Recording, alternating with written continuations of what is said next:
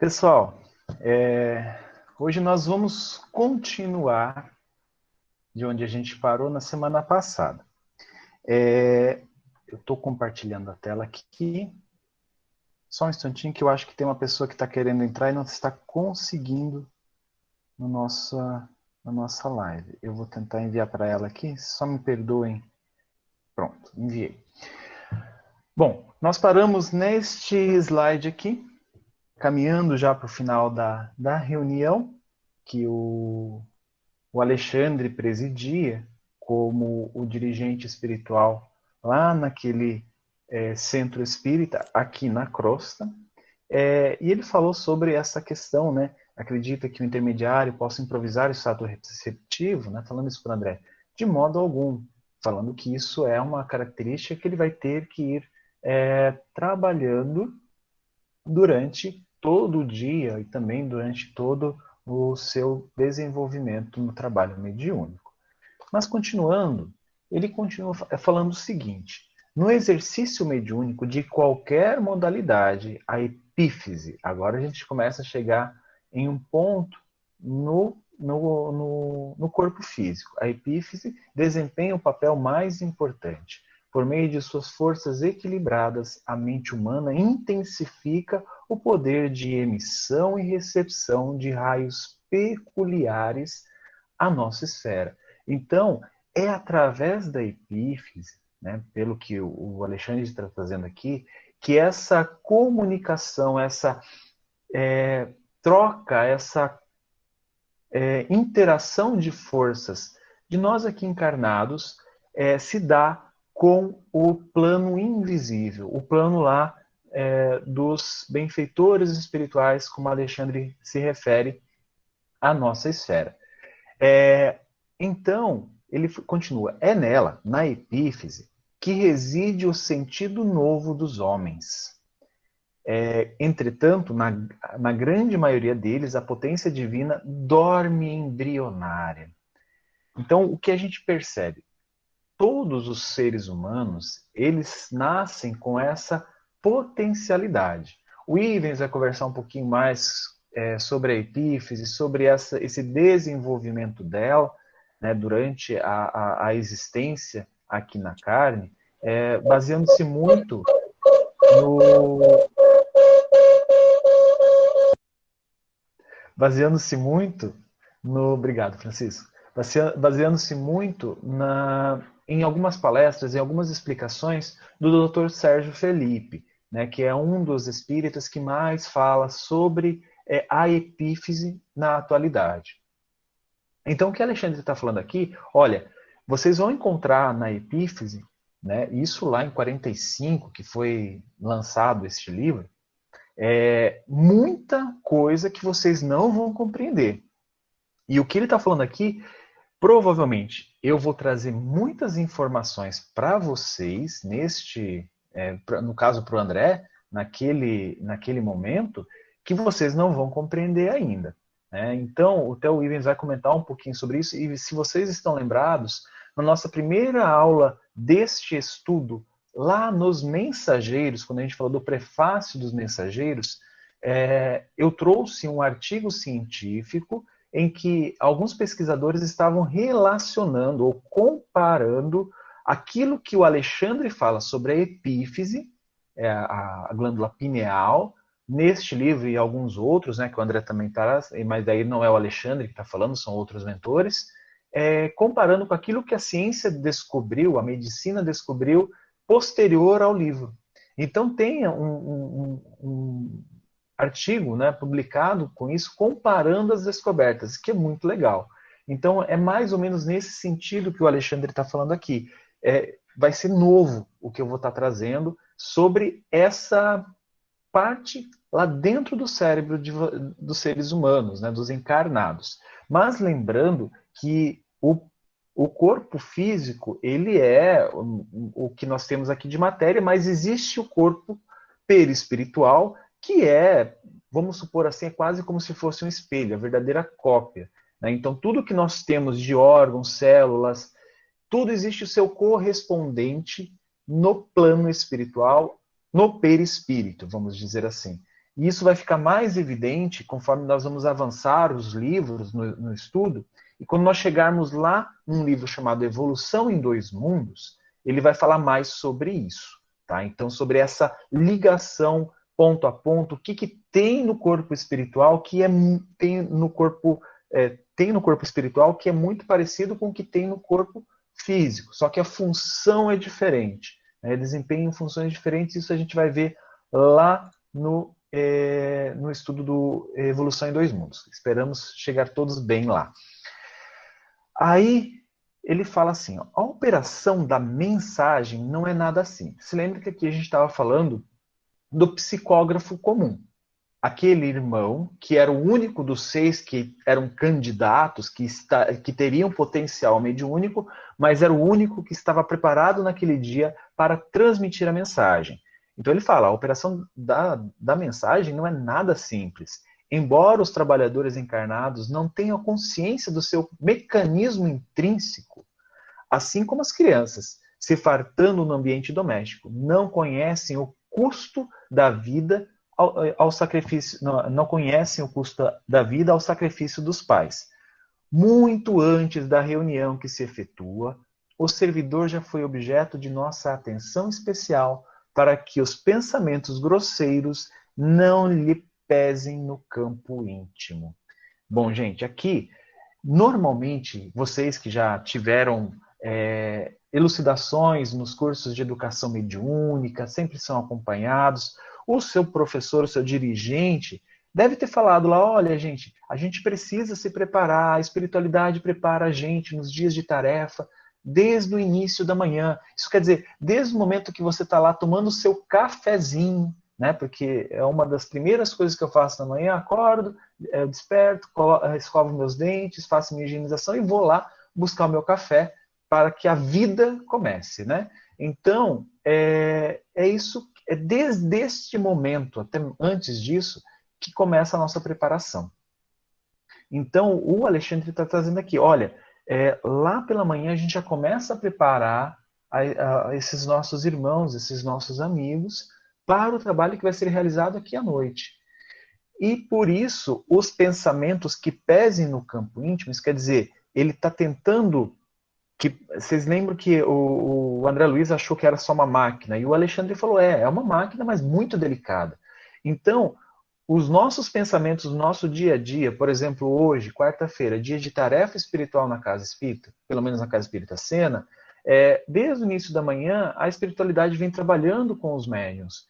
E o que nós, médiuns encarnados, aqui devemos fazer? Vigiar os nossos pensamentos, modificar as nossas atitudes, fazendo com que elas se enquadrem no Evangelho para tentar diminuir esses pensamentos grosseiros que estão dentro da gente, né, que estão dentro do nosso íntimo, nosso campo mental. Esses pensamentos pesam muito. Francisco, você quer falar? Eu acho que você está com várias abas abertas, por isso que está dando microfonia. Quero. Pronto. Falar assim, peraí, deixa eu botar som aqui. Tá ouvindo aí? Sim, pode falar. Então, ele fala no campo grosseiro, muito antes da reunião que se efetua, o servidor já foi objeto de nossa atenção especial. Então, mas falar que é a partir do dia, no começo das primeiras horas, eu acho que é um pouco arriscado. Porque, na verdade, né, a pessoa que se candidata a ser médium, porque se eu quero ter a mediunidade desenvolvida, significa que eu estou aspirando, desejando ter contato com coisas mais significativas para a minha alma. Então, eu já tenho que ter no meu dia a dia uma vigilância feroz para controlar um pouquinho as minhas velhas tendências e tentar limitar as minhas extravagâncias a um nível razoável para que a espiritualidade encontre em mim algo interessante para ser trabalhado. Porque se eu for um boi de boiada, né? Eu não vou passar de uma vaca que está no meio do pasto, lá junto com todas as outras. Que interesse eu teria? Qual interesse eu despertaria daqueles espíritos fantásticos em me ajudar? Então, eu acho assim, tudo bem, no dia, vá lá. A ingestão de alimentação não muito pesada, tudo isso é bacana. Mas a pessoa que se mete numa cadeirinha de escola mediúnica para ser médium, ela tem que ter consciência. Eu quero ser médium de Jesus, eu quero ser médium para estar conectado a gente do bem, a pessoas que vão me dar a mão e fazer eu ganhar alguns degraus na minha evolução. Tudo bem, eles estão lá com a mão estendida, mas eu tenho que ser um cara um pouco mais limpinho para poder ter acesso a uma sala melhorzinha, né?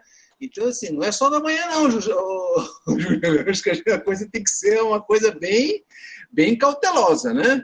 Não, sim, eu entendo a sua colocação muito boa, Francisco. É claro que isso que você falou é norma de conduta de qualquer cristão, né? Isso é o desejável para qualquer cristão, mas eu me referi mais a essa preparação para o trabalho, para o dia. Como você falou, às vezes é muito importante vigiar a alimentação, muitas vezes vigiar as respostas, os pensamentos, aquilo que assiste na televisão, aquilo que acessa no celular. Tudo isso é muito importante no dia da tarefa. É claro que isso também constitui norma de vida, né? Como a gente já falou na semana passada, Emmanuel trouxe uma cartilha excelente para o médium. E muitas vezes é o que a gente tem nos cursos de educação mediúnica, que é o Seara dos Médiuns, né? Que é um livro fantástico, que são normas de conduta moral para os médiuns, né? Então, é muito, muito importante a sua observação, é claro, que isso é o desejável e isso é o que a gente busca sendo cristão, né?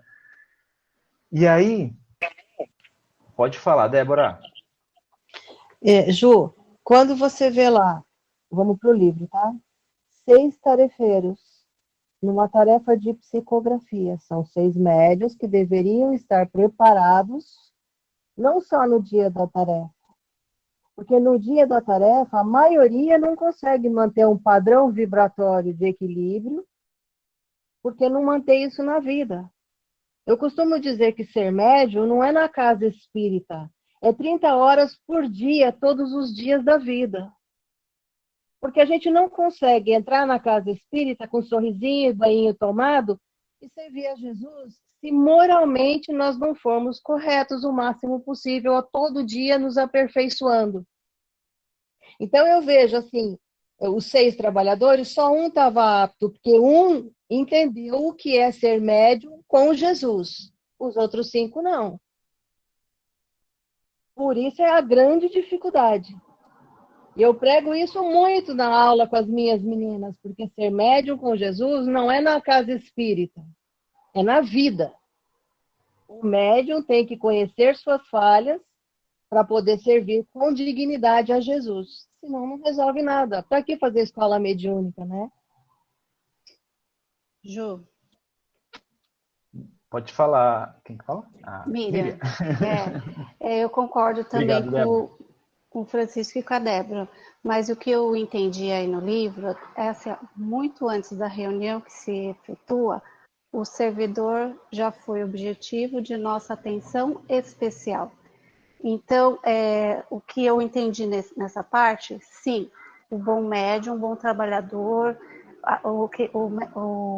o espírito encarnado que quer trabalhar para Jesus, ele vem nessa manutenção de reforma, de autoaperfeiçoamento moral o tempo todo. E este tem uma atenção especial neste dia, né?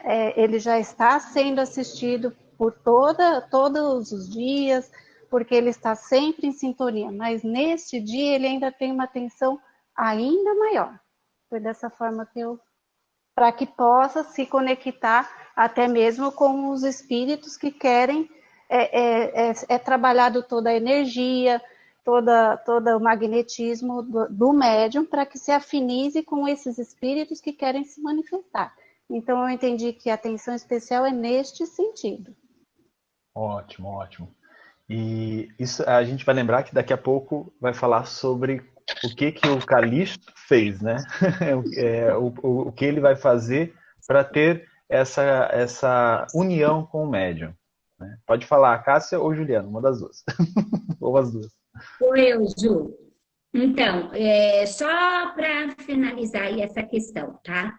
Eu concordo com o Francisco, com a Débora, com a Miriam e com você. Eu só, assim, o que eu entendi foi o seguinte, que ele está falando, que além de todos os pré-requisitos que exige um médium com Jesus de ter, o que eu entendi é assim, que nas horas que antecedem a tarefa, eles já vão conectando o médium à tarefa da noite, aos casos que serão atendidos. Né? Então, assim, igual ele falou, tinha 6 médios e só um. Mas vamos pegar, assim, uma casa espírita com várias câmaras de tratamento, onde em cada câmara tem lá em torno de 6, 7, 8 médios. Então, esses médios, eles já foram buscar, já foi visto qual desses médios estariam mais aptos, e os que estavam mais aptos já começaram a entrar em sintonia, eles auxiliando com a tarefa que ia ser transcorrida à noite. Isso a gente vê em outros livros da doutrina, outros livros psicografados pelo Vanderlei mesmo, que não pelo André, né, nem pelo Chico, mas em outros livros, do preparo e da conexão que muitas vezes o médium precisa ter, que ele é preparado durante as horas do sono físico, durante vários dias, durante, às vezes, até meses, para um atendimento específico. Então, esses pré-requisitos, eles devem sim existir. Porém, o que eu entendo que ele está falando é a respeito dessa ligação com a tarefa da noite. Era isso. Obrigado pela contribuição, pessoal. Continuando aqui. Foi convenientemente ambientado e, ao sentar-se aqui, foi assistido por vários operadores do nosso plano. Então, aquilo que a Miriam falou, né? Foi ambientado, foi introduzida a tarefa, como a Cássia falou, a tarefa da noite. E mesmo lá, ainda a espiritualidade estava presente para fazer, vamos dizer assim, os preparativos finais, né? Antes de tudo, as células nervosas receberam um novo coeficiente magnético, para que não haja perdas lamentáveis do tigroide, os corpúsculos de Nils. Aí, Adriane, necessário aos processos da inteligência. Bom, como vocês estão vendo, né, isso aqui já vai falar sobre anatomia. É claro que eu pedi ajuda, não sou louco de falar isso aqui sozinho, mas antes de deixar o pessoal me ajudar aqui, isso é interessante porque nós tínhamos, aqui em casa, a gente tinha acabado de estudar, num capítulo do Evolução em Dois Mundos, justamente estes corpúsculos de Nils, né? Então, assim, do que o André está falando? Onde esse potencial magnético, né, foi aplicado para não trazer prejuízo a esse ponto do nosso corpo físico, tá? Isso aqui ele está falando de ponto no corpo físico. Gente, esse negócio fica lá no neurônio. É uma organela do neurônio. Vocês estão vendo que está bonitinho aqui, né? Tudo isso aqui é feito, não é o neurônio original, é só um desenho, né? Óbvio.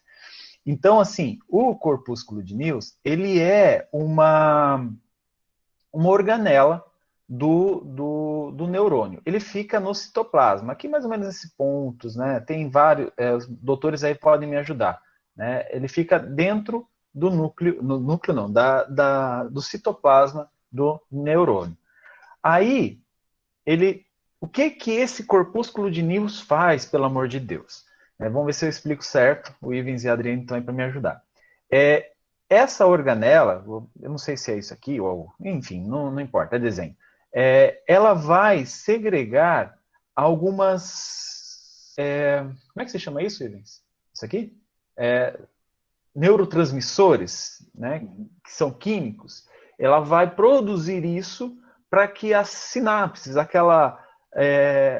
memória, todas as funções cerebrais, elas são transmitidas através de sinapses nervosas. Então, dentro do neurônio é transmitido eletricamente, e entre um neurônio e outro, eles não estão ligados, né? Eles estão pertinho do outro, acontece a transmissão através desses neurotransmissores, que são vários, e são essas organelas, que são os corpúsculos de News, que produzem estes, não sei se todos, né, não vou falar besteira aqui, mas produzem alguns desses neurotransmissores que são responsáveis por uma infinidade de sentimentos, de estados de emocional, estados psicológicos. Falei certo, gente? Doutor? Falei certo? Ah, legal, bacana. Tá tudo bem. Continuando aqui. E aí, continuando no livro, ele fala assim, ó, o sistema nervoso simpático, maiormente o campo autônomo do coração, sistema nervoso simpático, se eu aprendi bem, é aquele que nós não controlamos, né? Aquela coisa que eu quero que meu coração bata agora. Não é dessa forma que funciona. O sistema simpático que controla isso, não é a minha consciência. Recebeu auxílios energéticos. E o sistema nervoso central foi convenientemente atendido para que não se comprometa a saúde do trabalhador de boa vontade. Então, essa preparação, ela teve toda uma doação de energias, de magnetismo, necessária para aquele médium psicografar. A gente, se tivesse um médium de evidência, poderia estar descrevendo isso, mas isso que agora a gente está vendo é a descrição do próprio André Luiz. O vago é esse nervo, mais ou menos aqui, ele passa por aqui, vocês vão me ajudar depois, parece que ele controla, né? É através dele que passam as informações de funcionamento dos órgãos ocos, é isso mesmo, né? Intestino, algumas coisas ali, né? Então, é esse nervo que faz o controle. Então, ele aqui vocês estão vendo outras ramificações, não é ele está só aqui nessa partezinha que se chama medula, alguma coisa. Então, ele foi defendido por nossa influenciação contra qualquer choque das vísceras. Aquilo que o Francisco falou, do que eu como antes da tarefa mediúnica, daquilo que eu sinto, porque a gente vai lembrar que o centro de força gástrico, ele é muito ligado às emoções, né? Muitas vezes os médiuns, nas câmaras mediúnicas, eles percebem muitos desequilíbrios no centro de força gástrico. Então, o dirigente associa isso, né, a emoções que não estão alinhadas, emoções que estão trazendo algum tipo de prejuízo para o assistido. Então, é dessa forma que ele está falando, olha, o médium ali precisa estar protegido das emoções, daquilo que consumiu, que está sendo digerido pelo corpo físico, né? Porque a digestão ela exige bastante energia para o metabolismo. Então, nesse momento aqui, essa região, né, se a gente comer uma feijoada, por exemplo, e for para uma câmara mediúnica, a energia dispensada para a digestão da feijoada é muita energia. E o que vai sobrar para a mediunidade? A gente acha que mediunidade é só uma máquina de escrever antiga, onde o espírito vai pegar a mão e vai escrever. Não é bem assim. E é isso que o Alexandre está ensinando para o André Luiz, e o André Luiz está pontuando para a gente. As glândulas suprarrenais recebem acréscimo de energia para que se verifique acelerada produção de adrenalina, de que precisamos para atender o dispêndio eventual das reservas nervosas. Né? Sabe esses bichinhos aqui, que são os neurotransmissores? Uma coisa muito importante, eles têm estoque limitado. Tá? Então, isso quer dizer, quando começam a sentir, começam a emanar as transmissões, ou começam a ativar esses neurônios, para ativar, um tem que se comunicar com o outro. E como eles se comunicam? Através desses neurotransmissores. Mas eles têm um estoque. E quando acontece uma intensa atividade cerebral, esse estoque acaba. Então, esses neurotransmissores precisam ser refeitos. O que o André Luiz está mostrando aqui é que a adrenalina, né, produzida aqui nas suprarrenais, ela serve como um auxílio para que esse esgotamento possa, ou esses neurotransmissores possam, não, vamos dizer assim, a falta deles não seja uma falta que vai trazer prejuízo para o médium. Então, é isso que eu entendi que ele está falando aqui. Se os doutores entenderam de uma forma diferente, né? Mas talvez seja por isso que quando um espírito está se aproximando da gente para dar uma comunicação, seja pela psicografia, pela psicofonia, pela intuição, pela audiência, o envolvimento acelera o coração, faz a mão transpirar, né? A gente sente uma agitação no corpo, né? Então é por causa dessa liberação dessa adrenalina no corpo. Falei certo, gente? Mais ou menos. Tá, eu recebi um positivo aqui, então bola para frente, vamos continuar. Nesse instante, vi que o médium parecia quase desencarnado. Rapaz, deu medo de mediunidade agora. Suas expressões grosseiras de carne haviam desaparecido. Ao meu olhar, tamanha intensidade da luz que o cercava, oriunda de seus centros perispirituais. Agora não, agora deu mais coragem de ser médium, né? Por quê? Porque a mediunidade nesse rapaz transformou-se em muita luz, né? O Sérgio Felipe faz algumas brincadeiras, né? Que os médiums eles vão desdobrando, desdobrando, desdobrando, e conforme a idade vai passando, às vezes desdobra uma hora e não volta mais, né? Então, da mesma forma aqui, essa luminosidade vai tomando conta da gente, e era o que o André Luiz estava vendo, todos os centros de força sendo ativados, e pelo que eu entendi aqui, todos eles estavam realmente em atividade. A gente fala, é só o frontal que está ativo na vidência, é só a pineal que está ativa durante a psicografia. Não. Todos os centros de força do médium são ativados. É claro que existem pontos mais específicos, onde a espiritualidade vai direcionar as energias necessárias, mas a gente precisa entender que todo o corpo espiritual sofre essa influência e está influenciando. Então, por isso, esse transbordamento de luz, transbordamento desses fluidos sutis que o André viu na forma de luminosidade. E aí, Calisto postou-se ao lado. Calisto é aquele espírito que vai dar a comunicação, tá? Que o Alexandre o instruiu para que ele não fizesse uma mensagem específica, que fosse uma mensagem mais genérica, abrangente para o grupo. Postou-se ao lado do médium, que o recebeu com um evidente sinal de alegria.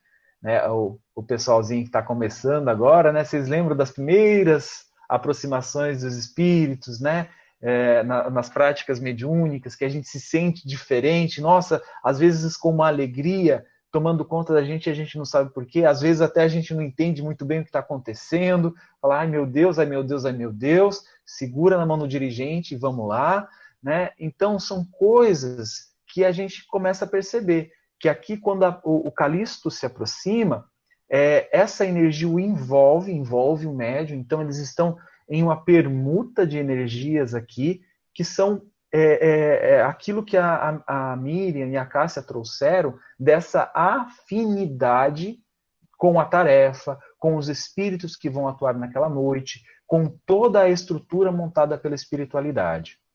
Enlaçou-o com o braço esquerdo e, alçando a mão até o cérebro do rapaz, tocava-lhe o centro da memória com a ponta dos dedos, como a recolher o material de lembranças do companheiro. Gente, e aí? Por que ele está recolhendo lembranças? Se ele vai dar uma mensagem psicografada?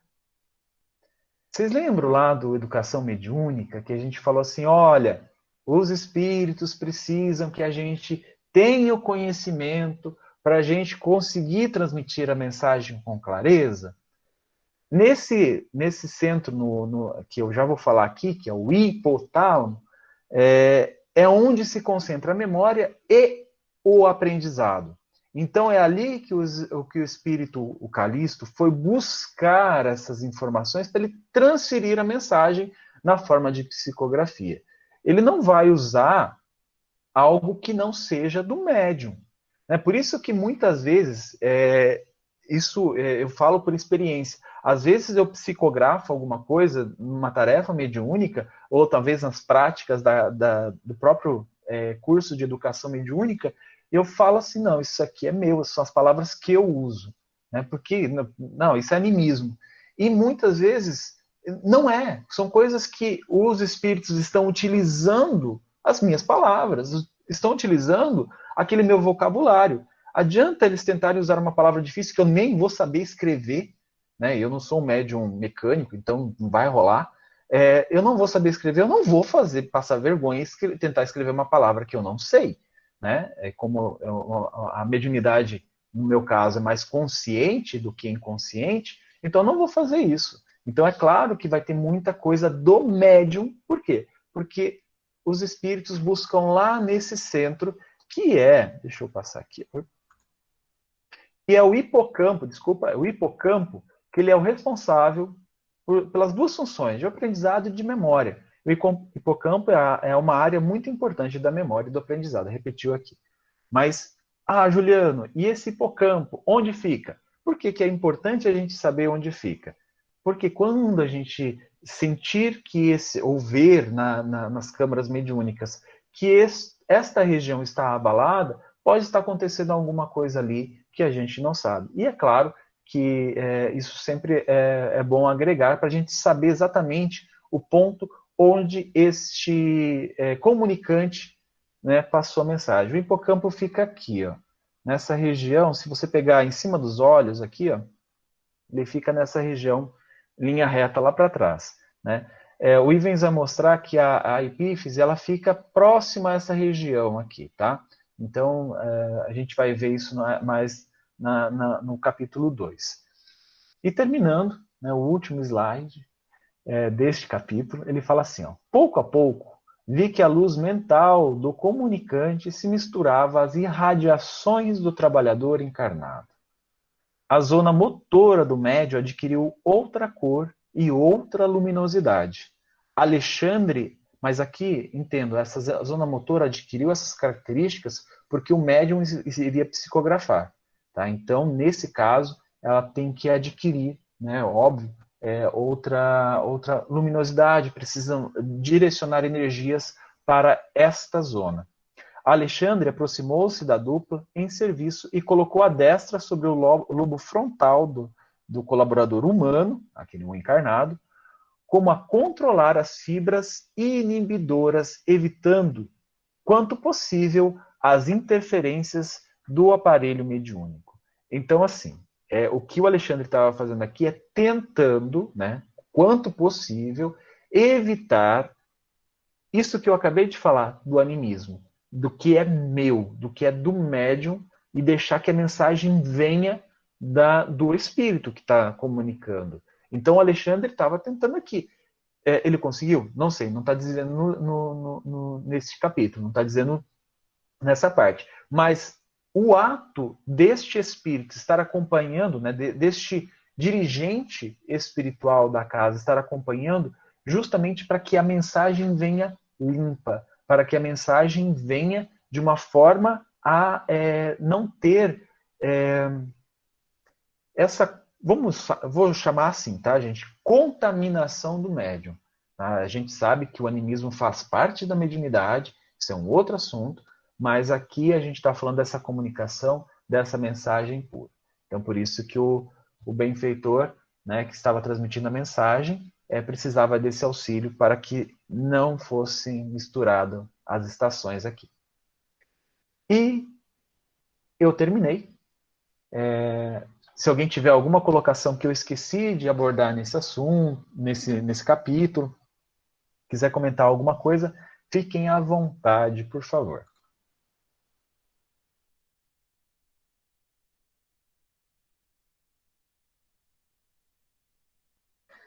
Sem comentários? Então o Ivens vai já começar o capítulo 2.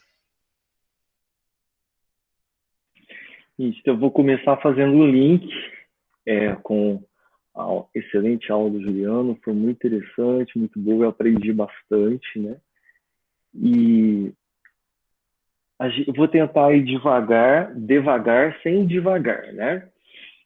Aqui tem uma pesquisa científica que vai trazer uma resposta para a gente se essas informações que vai ser utilizada pelo espírito, vai ser retirada do médium pelo espírito, está no cérebro ou não, ou se está na mente do médium, né? A mente e o cérebro são situações locais diferentes, fontes diferentes, né? Essa daqui alguém de vocês já deve ter conhecido essa pesquisa, ela é de 2013.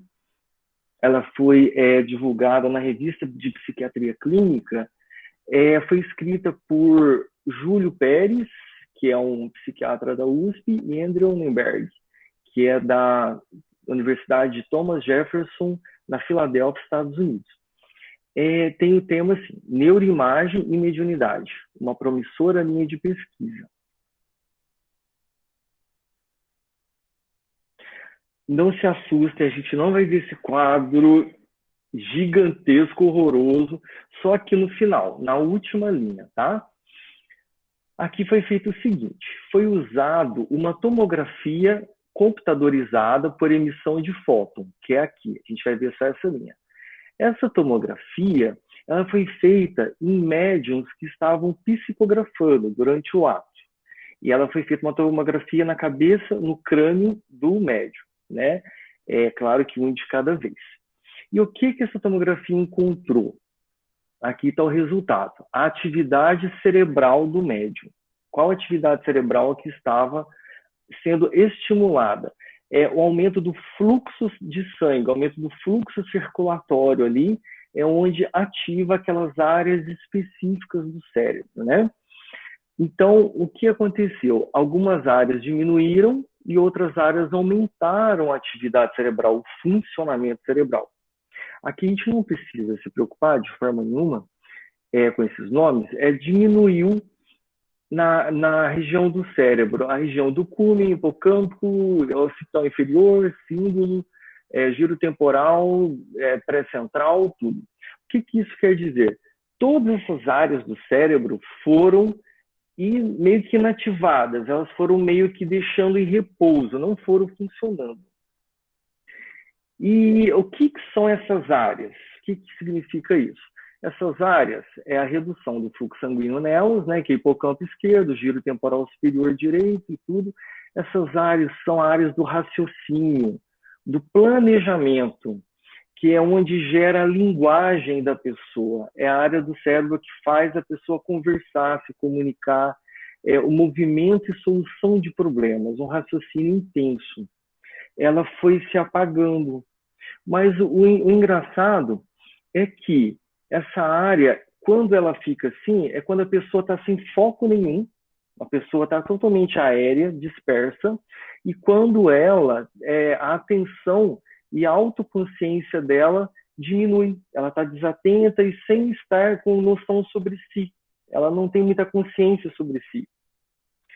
Mas o curioso, no entanto, é que a complexidade das cartas que foram ditadas, psicografadas durante o transe, elas deveriam estar relacionadas com uma maior atividade na área do cérebro, porque eram cartas muito complexas, eram cartas que exigiam muito raciocínio, muita memória e muita busca. O interessante é que esse aqui artigo que eu tirei, esse aqui é um artigo da revista Veja, e ela é de 2002, saiu na revista Veja, e só que depois foi lançada esse artigo de uma revista científica, 2 anos depois, 1 ano depois, e mais completa. Por quê? O que os médiums que participaram dessa pesquisa falaram? Que a autoria dos textos psicografados eram dos espíritos comunicantes, e não pode ser atribuída aos seus próprios cérebros. Por isso que os cérebros não foram estimulados. Se a gente voltar aqui, a gente vê que essa pesquisa também foram feitas com 6 cristãos, 9 franciscanos, 14 carmelitas, foram feitas por crentes, usuários de ayahuasca, várias pessoas ligadas a filosofias espiritualistas, e tem um resultado ali, né? Então, é interessante, algumas áreas foram estimuladas e não inibidas, né? Então, continuando. E aqui eu vou falar rapidamente, não vamos nos preocupar muito também. Esse aqui foi escrito por Sérgio Felipe, é um médico que ele investiga profundamente a neurociência, a neurofisiologia do cérebro, da USP. O Sérgio Felipe, alguns de vocês conhecem, né? E essa aqui foi uma revista, foi um curso de médium dele, ó, 2004, ele escreveu essa apostila do Lar Espírita Servas, de Maria, né? E foi um pedacinho do curso de médium dele.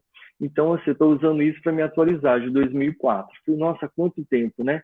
Mas aí, se eu estou me atualizando com missionários que é de 1945, então tá bom, esse artigo não está tão antigo. Resumidamente, o Sérgio Felipe também pesquisou a área do cérebro dos médiums, e esse desenho mostra áreas ativas do cérebro durante também o exame, né? Ele escreveu o seguinte: então, o universo mental ou psíquico ou universo da alma tem uma relação com o universo físico, ou seja, a mente nossa, que ela é revestida do corpo mental, que a gente emana através dela a energia mental, que é a nossa vontade, o nosso pensamento, nossas emoções, nossos sentimentos, ela vai entrar na área física do cérebro, por uma região, né? São essas regiões que o Juliano citou, e é umas regiões que a gente vai citar aqui também, que está dentro desse capítulo, tá? Só que as áreas do cérebro, para funcionar, ela usa açúcar e oxigênio, glicose e oxigênio. E aí produz energia. A energia já é o pensamento do espírito entrando no cérebro. Está saindo do corpo espiritual e entrando no corpo físico, através dessas áreas. Então, a energia, ela produz um trabalho. Assim como quando liga um rádio na tomada, a energia elétrica vai ajudar a produzir o som. Então, é dessa forma que acontece. Então, aqui, é uma energia que causa impacto sobre a matéria. A energia mental produz a energia física no cérebro, que aí produz a emanação da mente. Então, o que é emitido pelas pessoas é uma energia. O que sai da mente, do pensamento, é uma energia, né? Pronto. Acabou essa parte, essa introdução, graças a Deus, né? Agora dá para a gente respirar. Gente, vamos fazer uma pausa. Quem quer comentar, fazer uma pergunta, a gente volta lá naqueles slides. Ficou muito complexo. Oi, Francisco, pode falar. Vai começar o capítulo 2? Que bom! Pois é. Você já também, alguém de vocês já deveriam conhecer essas pesquisas aí, né? Então, vamos começar aqui. A primeira parte aqui do capítulo é quando o André Luiz está conseguindo visualizar as estruturas, os chakras do cérebro do médium através da ajuda do Alexandre, né? Que o Calixto está transmitindo a mensagem ali. Aí ele disse o seguinte: quanto mais ele notava as singularidades do cérebro, mais admirava a luz crescente que a epífise deixava perceber. A glândula minúscula transformara-se em núcleo radiante, e em derredor, seus raios formavam um lótus de pétalas sublimes. Aqui eu trouxe só uma analogia para ajudar a exemplificar. É mais ou menos isso. A pineal está mais ou menos aqui, visto de cima, não de frente, e saía formatos de luz, de energia, de radiação, que lembrava essa flor aqui. É uma flor aquática, flor de lótus. A gente usa muito esse termo, né? E agora a gente precisa pegar um pouco mais de intimidade com a glândula pineal. Na verdade, o capítulo chama epífise. Esse nome já não está sendo utilizado mais na medicina. Usavam muito na década de 40, 50, 60. e agora atualmente chama pineal. Mas é a mesma coisa, sinônimo, a gente tem que saber identificar quando fala palavras diferentes, significa o mesmo órgão, tá? E para a gente pegar um pouco mais de intimidade, eu trouxe várias imagens para quando, assim, vocês médiuns virem essa luz no centro da cabeça, o que está se referindo àquilo, vocês estão vendo o quê? O que está acontecendo, né? A pineal é uma glândula importantíssima para a comunicação mediúnica. Aqui, o que interessa aqui principalmente é essa parte aqui verde, que é o diencéfalo. A gente tem várias partes coloridas que a gente não vai olhar. O diencéfalo é porque é onde está a pineal. Ela está aqui, ó, bem nessa região aqui atrás, tá? Aqui está a hipófise, aqui o hipotálamo. A gente ouve bastante esses termos, cada um com uma função importante, né? São glândulas. Aqui nós temos ela, aqui em verde, ó, a pineal, essa estrutura. Aqui é o cerebelo. O importante, aqui à frente, aqui está a face, aqui está a nuca. E ela está bem central. Se você olhar o crânio todo, ela está bem central, né? Continuando, aqui eu trouxe só o nariz, um esboço do olho, para a gente ver mais ou menos onde ela está. Ela está aqui, ó. Se você entrar aqui com o eixo entre os olhos, entre a sobrancelha, você vai chegar nela aqui, ela é bem central. E o interessante que o André Luiz traz também no Evolução dos Mundos, que aqui, nessa região de encéfalo, é onde tem o cruzamento dos dois chakras principais, que é aqui o chakra coronário, ele está bem nessa região, ele desce aqui, é onde a gente se comunica com as energias, as vibrações mais elevadas, as esferas mais elevadas, entra por aqui nessa região. E aqui está o chakra frontal. Aqui é o fluxo do frontal, aqui é o refluxo. Então, aqui está o diencéfalo. Olha como cruza os dois chakras. É muito importante essa região, né? E aqui está ela novamente, vamos pegando intimidade. Pineal, aqui é o cerebelo, a nuca, a hipófise e o hipotálamo. Aqui de novo eu trouxe aqui os olhos, passando aqui a pineal.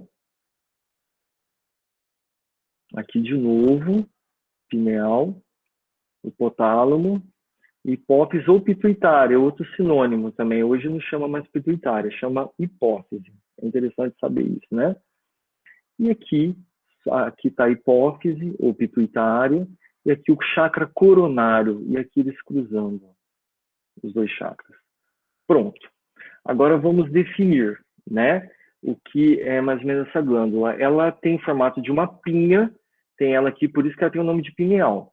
Ela tem mais ou menos de 100 a 200 gramas, tem gente que fala que pode chegar até 500 gramas. Ela tem esse tamanho aqui de 7 milímetros por 6,9 a 2,5. É uma glândula gordinha, né? E quais são as funções dela? Pela medicina, tá? É promover a puberdade. Então, a gente não entra na nossa puberdade, a gente não sai da infância, se não for por ela. Quem tem um tumor, uma disfunção dela, vai ser sempre infantil fisicamente, não vai ter hormônios para desenvolver. Essa é a principal função dela, é a mais antiga. Ela ativa e essa ativação dela entra na adolescência, na puberdade. E a outra função dela é a melatonina, que é um hormônio que regula o sono. A luz, ela vai se apagando, a luz do dia, a luz aqui da iluminação artificial, quando ela se apaga e fica escuro, a pineal começa a produzir melatonina, que ela faz dormir. A função da melatonina é dormir, né? E algumas pessoas brigam com a melatonina, mesmo com a melatonina ali, as pessoas não dormem, né? Às vezes outros fatores externos ou internos mais fortes que não deixam ela agir, né? Mas normalmente ela age e a gente dorme, tá? E ela regula o ciclo circadiano, que são as 24 horas do dia. Quando a gente acorda, a hora da gente fazer as principais alimentações, quando a gente dorme. Esse é o ciclo circadiano. A maior parte dos seres vivos tem ele. Ele é regido pela lua, que atua sobre as marés, atua sobre o ciclo circadiano, as temperaturas também muito fortes, muito quente, muito frio, ventos muito intensos também, ajusta o ciclo circadiano dos animais e nosso. Tá vendo como a gente faz parte da natureza, somos seres da natureza? Tudo que é da natureza age sobre nós também. Estamos ali imersos e misturados nessa natureza, né? Então, outra função dela, da pineal, é imunomoduladora. Ela atua no sistema imunológico, nas defesas do corpo. Se eu tenho muitas defesas contra doenças ou poucas defesas, ela ajuda nisso. O anti-inflamatório, ela tem esse papel. Antitumorais, ela ajuda a combater o câncer. Distúrbios psiquiátricos, ela está muito relacionada, principalmente também esses fatores aí por causa do sono, né? Quando a gente dorme bem, a gente tem mais defesas imunológicas, a gente tem uma mente mais saudável, menos propensão a neuroses, né? Quem dorme bem. E analgesias, também a pessoa fica mais resistente, mais equilibrada à dor. A epilepsia são distúrbios também da pineal, está ligada à mediunidade, né? Os médiuns experientes sabem quando tem aquele assistido que está tendo bastante crise convulsiva, você já linkam com mediunidade, né? A desobsessão, produções energéticas através de hormônios, porque a pineal, ela coordena todas as outras glândulas, todas do corpo. Ela é a glândula mestre. Então, tudo, absolutamente tudo é regido por ela. Essa é a importância. O chakra coronário e frontal. E antioxidantes, ela ajuda a prevenir o envelhecimento, né? O envelhecimento do corpo está ligado a radicais livres e ela diminui os radicais livres. Então, a pessoa fica mais jovem, animada, vistosa, a pessoa fica mais energética, né? Aqui é uma ilustração muito conhecida na internet. É só para mostrar que a pineal, ela tem tamanhos diferentes, formatos muito diferentes uma da outra, ela é muito particular. Assim, como se fosse digital, né? Você quase não encontra uma pineal igual a outra, né? A particularidade dos médiums é isso que a gente vê ao olho nu. E aqui só uma cultura geral. Esse é o olho de Horus. Olha como ele parece com a pineal. Tem essa parte aqui, tem essa parte, ó, essa outra aqui com essa aqui. E aqui o cerebelo vem e solta aqui o cerebelo vem e solta aqui. Aqui está a pineal e aqui está a pineal. O olho de Horus é o deus dos faraós. Ele conta a história que ele perdeu o olho esquerdo e o olho esquerdo dele é esse aqui. E esse olho esquerdo, ele quer dizer que é bom olho, poder e proteção. Tá? Eu achei interessante a semelhança. Isso aí tem 2000 anos antes de Cristo, né? Esse corte, eles já davam o olho principal, a pupila seria a pineal, né? É a, digamos, sabedoria antiga, né? E Vinícius, eu acho que o Francisco quer falar. Não. Desculpa. Vai, continua, tá tudo bem. Eu pulei o que você queria falar. Já passou, você não deu minha atenção, tudo bem. Depois eu ponho na avaliação final. Fala que você tem chance ainda, hein? Não. Eu volto lá. Não, porque você passou uma série de características e funções que a medicina atualmente descobriu a respeito da pineal, mas o legal no texto depois é que em 1945 o Alexandre vai fazer uma conexão dela com o psique humano, né? Porque ele vai falar que tudo isso que a medicina vai descobrir a respeito das suas funções está ligado ao balde de emoções que o indivíduo traz na sua história eterna, né? E que essa pineal vai servir como se fosse lá um canudinho que vai ficar ligado a esse mar de emoções que ele tem que administrar, tal. Por isso que aparecem alguns distúrbios que o nosso consciente não consegue controlar, porque está ligado muito mais à emoção que ainda não foi conhecida, não foi trabalhada, autoconhecimento, parará, né? É só isso. Exato, interessante.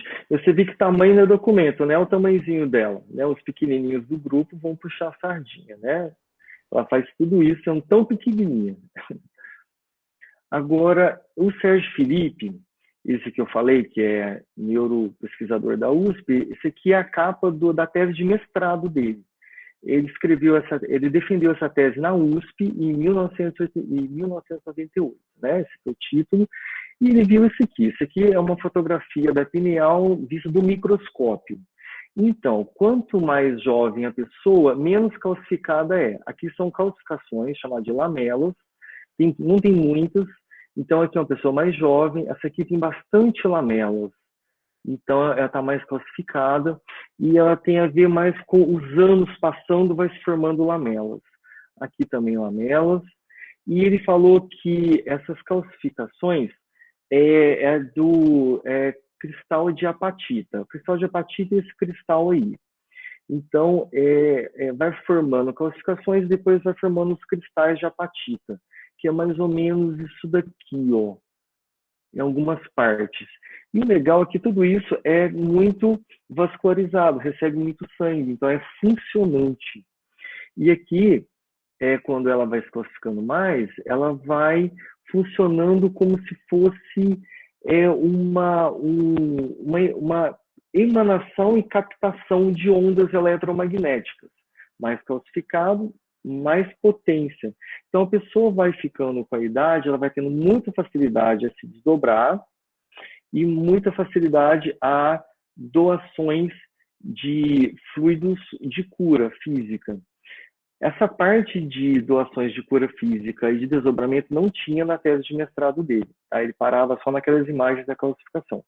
Isso depois ele concluiu depois com pesquisas, mas não na tese de mestrado, né? Vocês não vão encontrar isso lá. E por último, uma descoberta fantástica que eu fiz, que eu achei, para mim, uma descoberta para mim, talvez vocês já tenham visto isso, que os cientistas von Haysen provaram que a pineal converte ondas eletromagnéticas em neuroquímicos. A pesquisa está publicada na revista científica Nature, de 88. Entre a pineal e o restante do cérebro não há uma via nervosa direta. A pineal age no cérebro através de pressões químicas. Ela não transmite através de neurônios, é tudo de informações químicas que joga na corrente sanguínea. Então, as emanações não precisam de nenhum circuito, nenhum fio, nenhum filamento, né? Da parte química, e aí emana também para fora da caixa craniana através de ligações eletromagnéticas. Bom, agora a gente volta e não saio mais do capítulo, tá? Acho que eu vou ver só esse, que falta um minuto, né? E aí o André Luiz disse o seguinte. Alguém quer falar alguma coisa enquanto isso? Acabou. Acabou.